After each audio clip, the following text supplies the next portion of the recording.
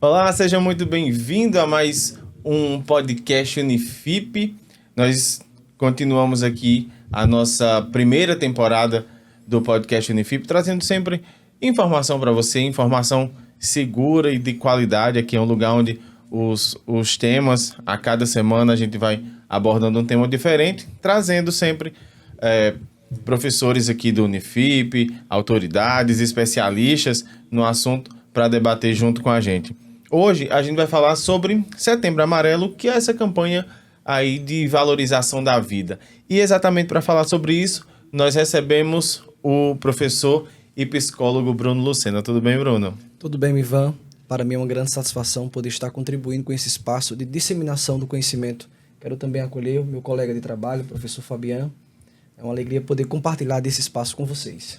Pois é, como o Bruno já falou, está aqui com a gente também o professor Fabiano Queiroz, ele que é profissional da educação física, arte educador, é um showman, ele é muita coisa.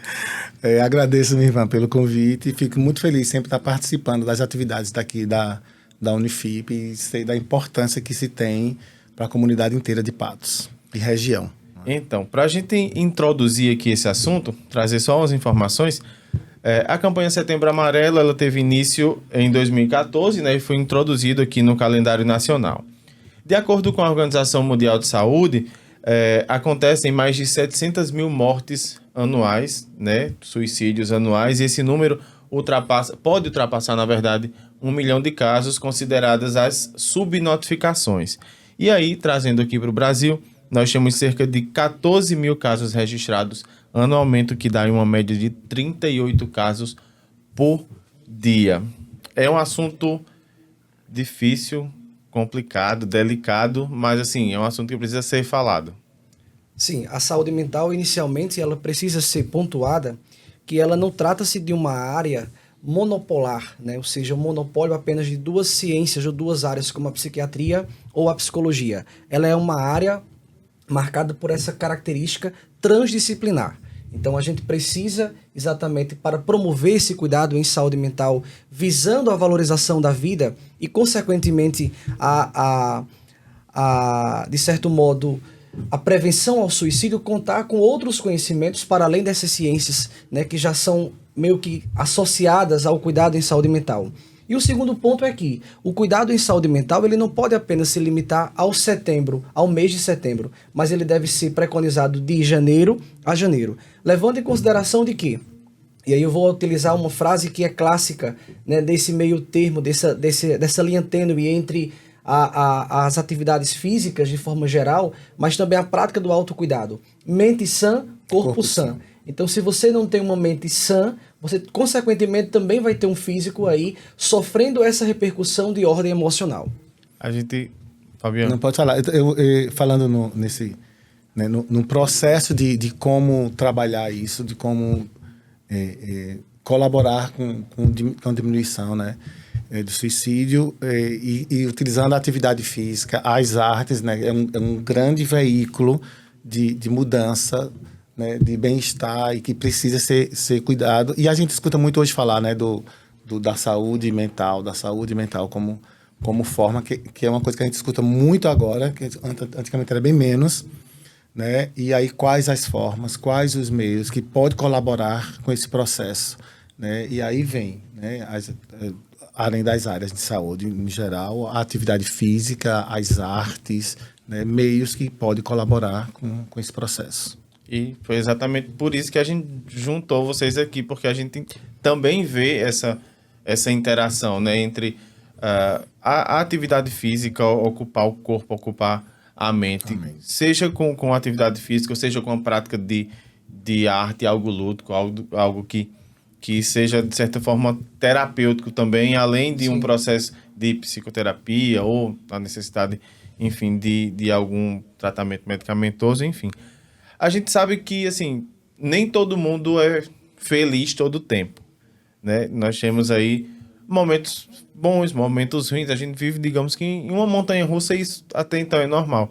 Mas como é que a gente reconhece, Bruno, quando isso passa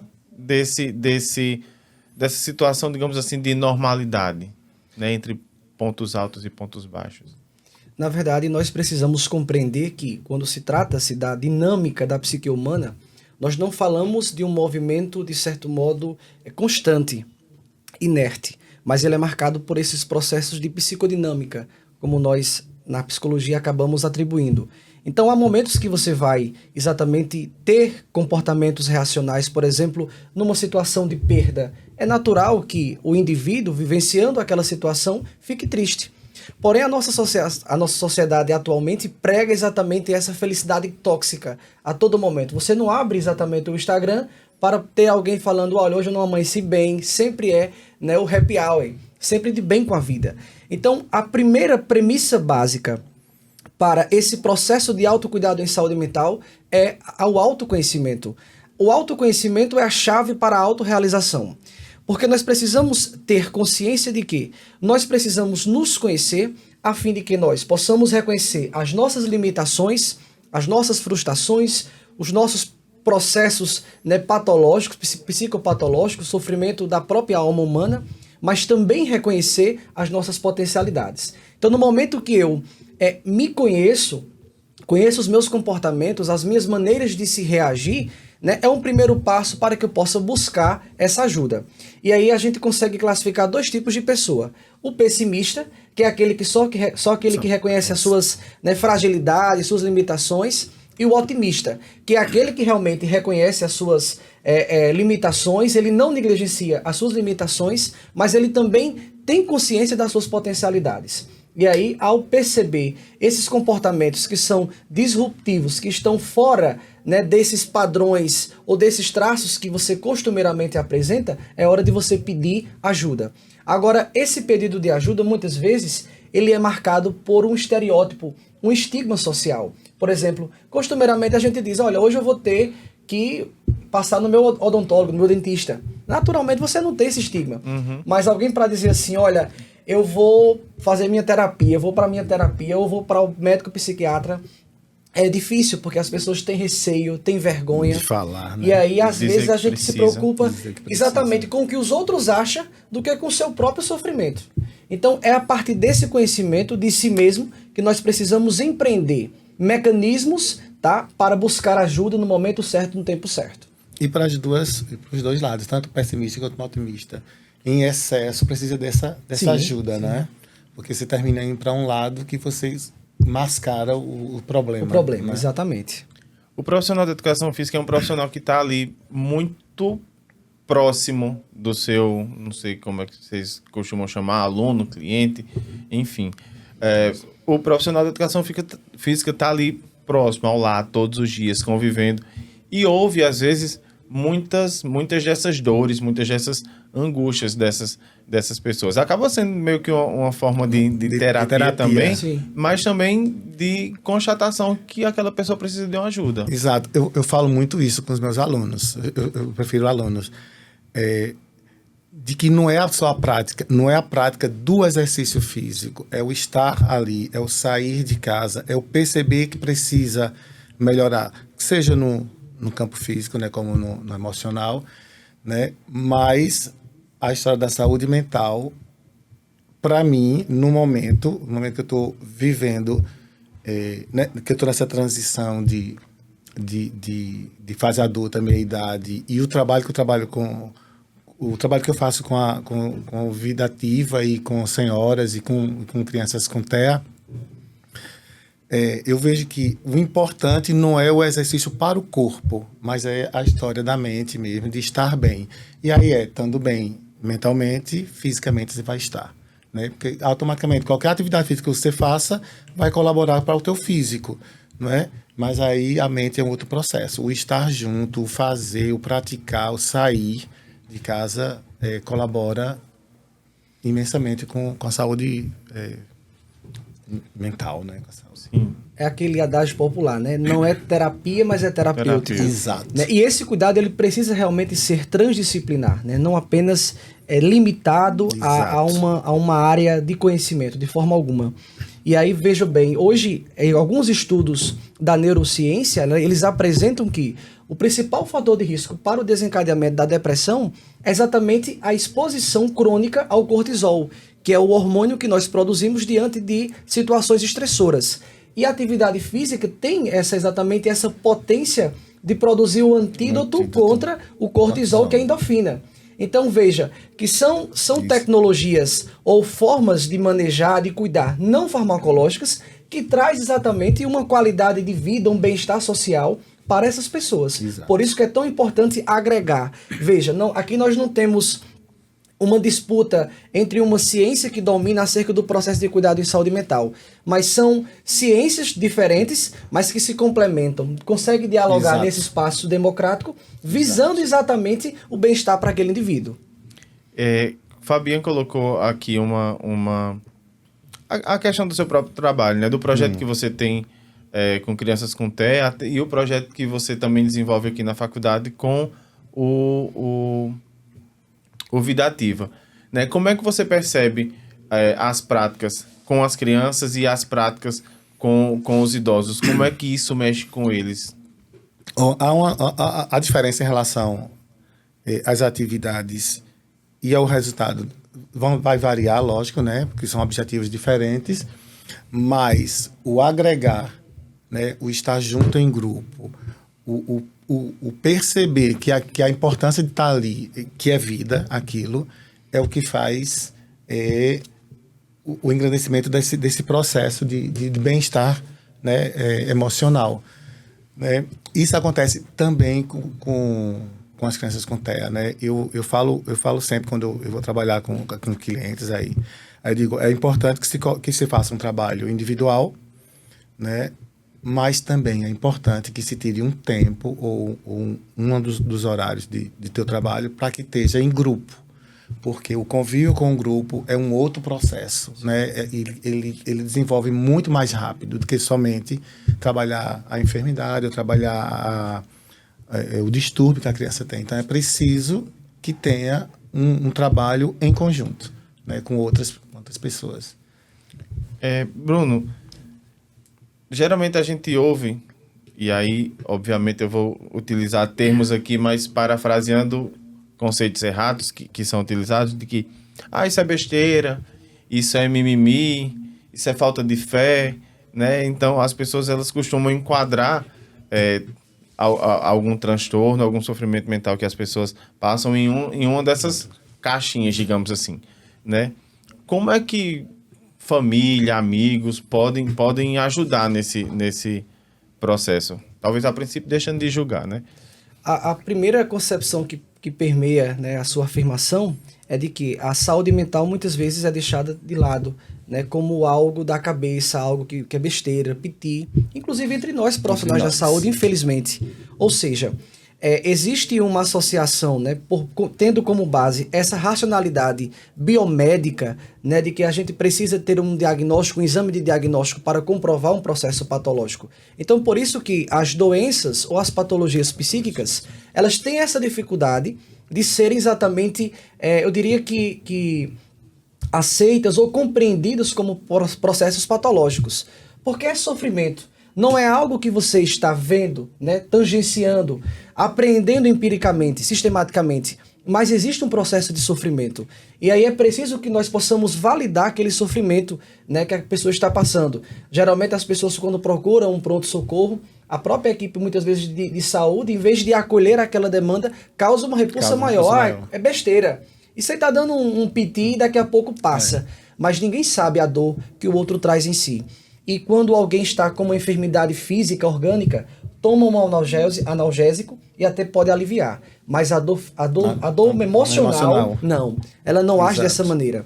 Então, pensando não apenas para os amigos, os familiares, mas também os próprios profissionais da saúde. Eu queria me dirigir aos próprios profissionais da saúde e também aos nossos alunos que estão se preparando para esse exercício. A primeira atitude ou a primeira ação estratégica é escutar. É ouvir. E aí muitas pessoas pensam que a escuta qualificada ela é um recurso próprio privativo da psicologia. Não, está errado. ela pode ser aplicada em qualquer área do conhecimento, qualquer área que esteja atuando com a pessoa humana. É preciso validar, é preciso trazer para si a dor do outro. Não apenas, né, a gente até costuma muitas vezes, tem que agir com empatia, se colocar no lugar do outro. Só que o lugar mais difícil de estar é no lugar do outro. Porque você precisa exatamente enxergar aquela situação, não pela sua ótica, mas pela ótica do outro. Então, em primeiro lugar, escutar. Segundo lugar, escutar. Escutar, escutar e escutar. Muitas pessoas têm até receio, Mivan, mas eu não sei o que é que eu vou dizer. Sentem uma certa insegurança. Mas, por vezes, você não precisa dizer nada.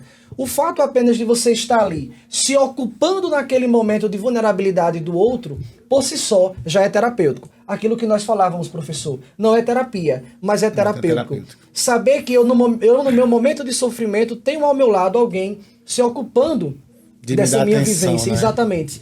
E por vezes isso é fruto de uma carência, né? Exato. E aí quando o senhor falava exatamente dessa relação que vocês enquanto profissionais têm, né, com os clientes de vocês, com os pacientes de vocês, isso é muito importante, porque tira a pessoa da multidão, né? Vocês conseguem atribuir vez e voz, autonomia para aquelas pessoas, né? Eu gosto muito enquanto professor, por exemplo, fazer com que meus alunos vivenciem o outro, né? Como eu trabalho com idosos e trabalho com pessoas com deficiência, né? Tem inclusive um projeto na APAI, eu levo alunos para vivenciar. Eu digo, olha, não quero que façam nada, eu quero que apenas estejam juntos, deem atenção, porque é onde eles precisam, né, de sair do processo só, né, de trabalhar o problema que se tem. E aí eu quero que vocês deem carinho, carinho e atenção. Você dando isso já é o suficiente, né? E vivenciar. Então eu faço sempre que eles vivenciem qual é o problema, quando é com cadeirante, quando é com TEA, quando é com a pessoa com deficiência auditiva ou visual. Eu digo, viva isso. E de vez em quando eu faço alunos nessa faculdade andando, vendado, de cadeira de roda. Percebam a dificuldade que se tem para daí você conseguir trabalhar. Que a gente só vai trabalhar quando a gente tiver essa sensibilidade de ver as dificuldades que o outro passa, né? Que é muito bom. É muito comum a gente só dizer que é mimimi, que é isso, que isso é criação da cabeça, mas só sabe quem passa, só sabe quem está. É verdade. Né?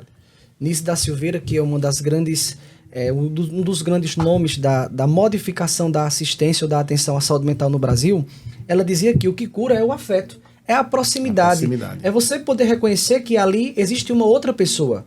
E aí a gente às vezes cai nesse erro de agir pela técnica, a técnica pela técnica. E a gente meio que despersonaliza a nossa humanidade, atuando como máquinas humanas, infelizmente. E a gente esquece de reconhecer a essência do outro, ou seja, uma continuidade, né, do meu interior, do meu ser, na pessoa que eu estou cuidando. Exato. Aproveitar aqui que Bruno falou do filme, né, ou melhor, ele falou em Nice da Silveira, aí a gente aproveita para indicar o filme Nice da Silveira, que se não me engano, é interpretada por Glória Pires no cinema, e o filme é muito reflexivo, muito importante e realmente faz entender esse processo que Bruno falou sobre essa mudança na assistência. Trazendo agora também para esse universo que eu vou considerar assim, um universo de solitude das pessoas. A pessoa e as telas, a pessoa e as tecnologias.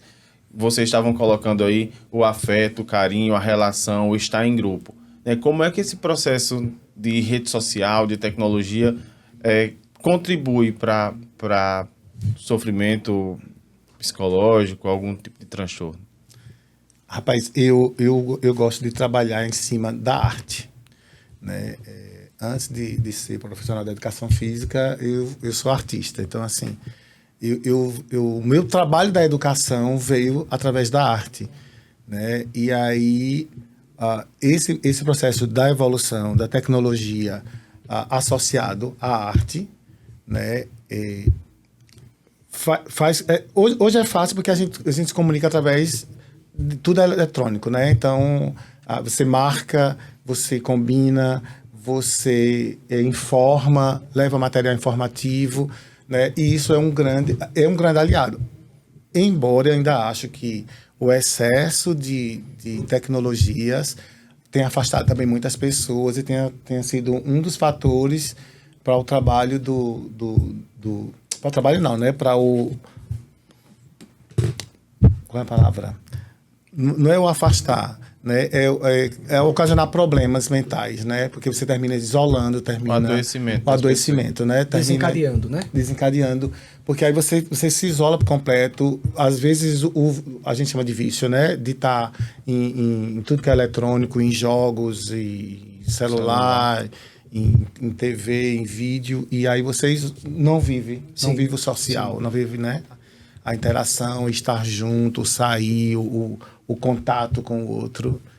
Essencialmente, nós somos seres sociáveis. Né? Então, nós dependemos dessas relações para que nós possamos ter esse completo bem-estar. Apesar de ser um conceito de saúde que recebe muitas críticas, mas é importante considerar a pessoa humana em todos os seus aspectos de forma holística. E um desses aspectos é exatamente essa capacidade. E eu vou até além, eu diria que essa necessidade de se relacionar com pessoas. A tecnologia, como Fabiano bem falou, ela é como que uma faca de dois gumes. Ela realmente contribui para atrelar, disseminar informações, de certo modo até aproximar. Sendo usada da forma correta. Né? Mas, de certo modo, ela afasta as pessoas. Né? Muitas vezes você está num quarto falando com alguém que está na cozinha pelo celular. Então, aquelas relações sociais que são saudáveis e aí que são fatores protetivos, sobretudo no momento do sofrimento psíquico, por quê? Um dos marcadores de sofrimento emocional é exatamente o isolamento. Então isso vai contribuir para que aquela pessoa possa exatamente manter-se isolada do convívio social e muitas vezes até mesmo disfarçar a vivência de um sofrimento. Então por isso que a gente precisa, na verdade, policiar-se, né, nesse uso excessivo dessas telas. O outro fator que está associado é exatamente essa felicidade tóxica que eu falava no começo, né, do podcast, onde as pessoas têm essa necessidade de expor só coisas boas da vida, e aí alguém que está passando por um processo de dificuldade ao ver... Mostrar para o mundo essa o estar bem mostrar. Bonito, né? Isso. Às vezes você tá em grupo, está em conjunto, mas a preocupação em registrar o bonito, a foto ou a parede que está atrás, eu estou aqui, e esquece de estar curtindo com os amigos, com a família, né? De estar dividindo a vida ao ponto de dividir para o povo, né? Para o mundo inteiro, mas você não está vivendo aquilo ali, né? O momento que você está vivendo, né? Eu tenho uma amiga que ela é bem intensa e ela diz assim: é tão bom estar aqui com vocês que quando eu tô com vocês eu já sinto uma saudade antecipada. Quando a gente sair daqui eu já vou sentir essa saudade de novo, vazio, né? né? Vamos no verde. Então, assim, é muito bom a gente ter esse sentimento, esse compartilhamento, e tem gente simplesmente que não tem com quem compartilhar momentos. E aí vê nas redes sociais todo mundo feliz, todo mundo bonito, todo mundo viajando, todo mundo, né? E tenta materializar ali um projeto de vida ou anseios, coisas que talvez ela não se sinta, outras, né? Isso, e não se sinta capaz de atingir, isso acaba, né, prejudicando muito.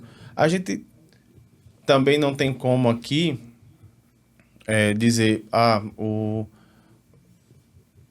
para cuidar de alguém, o processo é esse, o método é esse. A gente não tem como mensurar o sofrimento de cada pessoa, o que cada um está passando, as cargas que ela traz, né? Mas eu queria que o Fabiano trouxesse essa vivência da arte, de como é que a arte pode contribuir, a música, a poesia, o artesanato, a dança. Eu gosto muito de uma frase que eu estava buscando quem tem sido o autor, e aí eu vi um trecho com Fernanda Montenegro, quando ela fala que, por exemplo, a vida por si só não basta, é preciso de arte, né? Para que você sinta, para que você veja, para que você, né, evolua. Eu acho assim, nesse processo, identificar primeiro o que você gosta, qual o teu estilo de arte, o que é que te traz prazer, o que é que te faz se desligar de alguma forma. Ouvir ópera. Né? Ouvir ópera, que é a minha. Então, assim, você vai buscar o que tu gostas. Agora, não é buscar, a mídia está colocando, você vai Não, é o que realmente te dá prazer. Por exemplo, essa história de dizer, eu sou eclético. Eu não gosto muito dessa palavra, porque eu vejo tudo, eu gosto de tudo, eu escuto tudo, eu como tudo, eu participo de tudo. Não é. Agora, o que é que tu gosta disso? Né? Então, eu gosto somente, né, de ópera, eu gosto somente de dançar, eu gosto somente de ver um quadro, de ir no museu. O que é que você gosta? Então, é isso que te dá prazer. Né? A história do eclético, tudo que vier para mim eu gosto. Não é verdade. A gente gosta de uma coisa específica, né?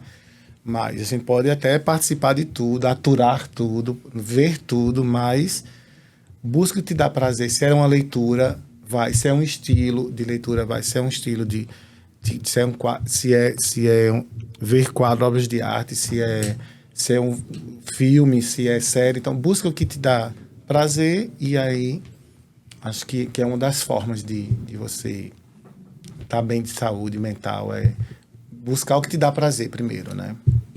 Bruno, na nossa conversa aqui, pré-podcast, você estava falando em relação à rede de saúde, como ela está estruturada, né, para atender as pessoas que precisam de um suporte para a saúde mental, né? Como é essa estruturação hoje? Inicialmente, existe um processo de atenção à saúde mental desde a atenção primária à saúde. Então, ela permeia os 3 níveis de complexidade da atenção, inicialmente na atenção primária à saúde, representado pelas equipes da atenção básica, depois os serviços ambulatoriais, representados pelos dispositivos substitutivos aos hospitais psiquiátricos, que são os CAPs, e, em terceiro lugar, nós temos os leitos psiquiátricos. No Brasil, existe uma lei que não permite a abertura de novos hospitais psiquiátricos. Porém, em contrapartida, existe essa necessidade de abertura de leitos psiquiátricos. Porque, por exemplo, numa situação de crise, né, ou episódios ou quadros, né, de crise psiquiátrica, é necessário, né, um processo de estabilização para que aquele paciente ele possa ser inserido novamente nesse contexto social. Então, ele permeia os 3 níveis de atenção e, de certo modo, esse processo de cuidado, ele não anula a corresponsabilidade do próprio paciente, porque nós precisamos estar corresponsáveis pelo nosso próprio processo de cuidado, como também da família e da sociedade. Então, é preciso considerar as ações próprias do sistema de saúde, né, enquanto essa ação institucional, mas também o autocuidado por parte do paciente, como também dos familiares. É preciso também cuidar nesse sentido. Hoje aqui em Patos nós temos, né, graças a Deus, a atenção básica, inclusive a própria residência de saúde mental, né, que tem como instituição formadora o Unifip, e também a residência de atenção primária à saúde, contribui muito para a qualificação dessa assistência. Então, o paciente psiquiátrico ele não precisa mais viver internado, viver excluso a partir de um paradigma manicomial. Não. Ele precisa necessariamente ser inserido nesse contexto social. E aí, tem nesses profissionais da saúde esse suporte, esse apoio para a superação de possíveis crises, né? Porque o paciente que é exatamente que passa por uma crise, né, não necessariamente precisa exatamente passar por um processo, né, de uso de psicotrópico. Às vezes é uma questão mesmo que pode ser tratada com métodos não farmacológicos. Um dado interessante, para 17 pessoas que têm ideação suicida, apenas uma procura o profissional da saúde. Então, é importante instrumentalizar a própria sociedade acerca desses processos de sofrimento psíquicos, a fim de que, ao identificar possíveis sinais e sintomas, o que nós chamamos de semiologia psiquiátrica, poder ajudar, poder estar aberto para acolher aquela demanda e poder, assim, auxiliar, ser um suporte nesse processo, né, de superação daquele sofrimento. E aí eu faço um adendo em que nós precisamos ressignificar até os momentos de sofrimento que nós vivenciamos. Ninguém sabe a força que tem quando a sua única alternativa é ser forte. Então nós precisamos exatamente ter consciência que essas vivências dolorosas de sofrimento, por mais que ela machuque, que ela cause dor, mas nós precisamos ressignificar ao ponto de que nós precisamos tirar uma aprendizagem, um ensino daquela vivência. E eu digo sempre aos meus alunos, olha, os momentos mais dramáticos da nossa vida, eles têm um potencial de poder ensinar, ser mais pedagógico do que os momentos bons de euforia, de alegria. Muito mais. Né? Então, por isso que a gente precisa exatamente poder ponderar, né, com essa consciência. Saber extrair daí uma aprendizado, lição, né? Um aprendizado. A gente sempre traz isso, né? Eu preciso aprender com a vida de alguma forma, mas e tem essa ideia de que a gente só aprende, ou só cresce, ou só constrói a vida dos momentos bons e dos momentos positivos, né? Então, o Setembro Amarelo é essa campanha que eu prefiro falar, uma campanha que trabalha uma valorização da vida, um despertar das pessoas, né, para o quanto elas são importantes, para o quanto elas são necessárias dentro do seio familiar, dentro do convívio com os amigos. Eu prefiro tratar a campanha assim. Mas aqui no Unifip, além da residência multi, que nós temos vagas para psicologia, também para profissionais de educação física, nós temos a residência também em saúde mental e temos ainda o serviço escola de psicologia, que recebe também uma demanda espontânea de pacientes, né, Bruno? Isso. Nós, como compromisso social da instituição formadora, do Unifip enquanto instituição formadora, nós temos o serviço escola de psicologia, que localiza-se ali ao lado da ICISA, na rua Professor José Gomes Alves. E aí nós temos esse serviço que acolhe essas demandas, né, de forma espontânea. E aí, claro, existe um processo, né, de ações voltadas para as pessoas que possuem alguma vulnerabilidade social e que muitas vezes não podem acessar, né, esse serviço de forma privada. Então pode procurar sim o serviço escola, né, como esse recurso a mais, até mesmo para qualificar a própria rede de atenção psicossocial do município. E diga-se de passagem, não apenas de Patos, mas das cidades circunvizinhas, né? Então, assim, precisou desse serviço, nós temos estagiários, profissionais qualificados, porque esse é o nosso diferencial, né, que estão lá apostos para lhe ajudar, lhe auxiliar no que for preciso. Então, quem quiser procurar o serviço escola de psicologia, eu vou deixar aqui o contato. O WhatsApp é o 9605-2952. 9605-2952. Oi. É só entrar em contato e, né, buscar ajuda. Nós estamos, então, encerrando esse nosso episódio de hoje do podcast Unifip. Agradecer demais a Fabiana e a Bruno que estiveram aqui com a gente. Palavras finais? Não, agradecer, e a gente está sempre à disposição quando precisar. E qualquer pessoa que queira, nos procure no curso de Educação Física e Psicologia, que a gente pode dar mais informações sobre os projetos. Eu gostaria de deixar uma frase a partir de uma ideia que diz mais ou menos assim, que a questão ou o problema não é morrer, mas é o que morre em nós enquanto nós continuamos vivos. E o que é que jamais pode morrer? É a esperança. Então nós precisamos esperançar sempre. Não esperançar, né, da espera, de esperar de braços cruzados, esperar cair do céu, não. Mas ir fazer acontecer. E aí eu volto sempre naquele adágio que diz, olha, você tem potencial, é preciso reconhecer as suas potências, suas capacidades e poder empreender a vida. E aí a gente pode utilizar, já que você falou de artes, a própria literatura brasileira, né, por meio de grandes obras, por exemplo, como Grandes Sertões Veredas, que traz esse drama da vida, né, por meio, fazendo uma associação com o sertão, mas que apesar e o sertão como lugar de escassez, de sofrimento, mas que existem veredas, existem saídas, e que nós precisamos buscar essas saídas. O próprio autor diz, olha, o sertanejo é antes de tudo forte, então nada mais justo que nós utilizarmos dessa força para buscar estratégias para se adaptar a essas exigências e assim conseguir viver com qualidade de vida.